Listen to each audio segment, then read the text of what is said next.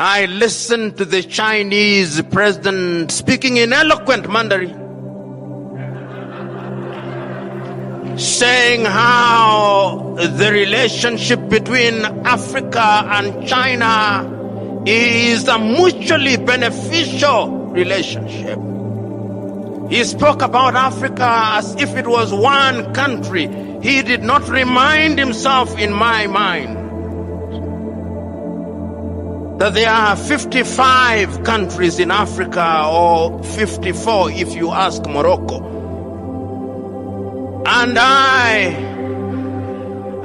listened to the Chinese president specifically mentioning the Gambia and a few other, and Sao Tome and Principe, that they were welcomed back to the world because they had renounced their relationship with Taiwan. And they have now recognized the one China policy.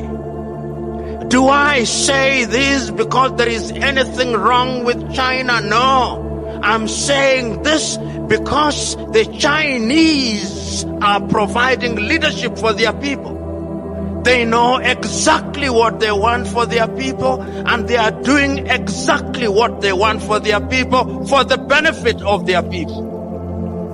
The question that I'm posing to us, do we know what we want for our people? Are we doing what we need for our people? And the answer is, I doubt. Why do I doubt? I doubt because at the end of the entire enterprise, the Chinese president said that he had given, or his government had given, 60 billion United States dollars to 54 African countries. Notionally, therefore, each country would be entitled to no more than 1.5 billion. Half of the presidents who are present in China, each one of them, half of them, can produce 1.5 billion. Sportsmen in Europe and America, including boxers, can earn $1 billion in a single bout. And we are here celebrating and singing the praises of China because they gave us 60 billion. Once again, it is a statement of their ability to recognize what leadership is all about.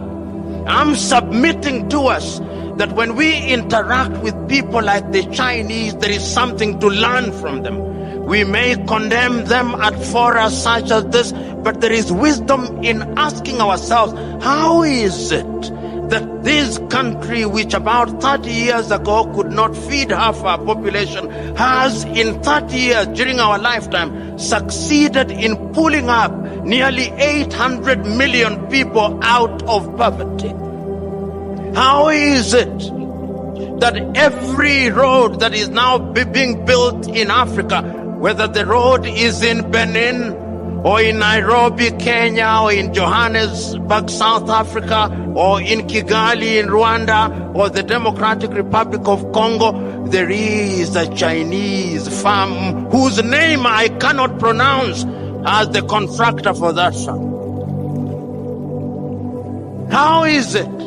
How is it that China, which about 30 years ago did not produce a mobile phone, today, out of every 10 mobile phones, we are using 6 which are from China? If it is not Techno, it is some other phone.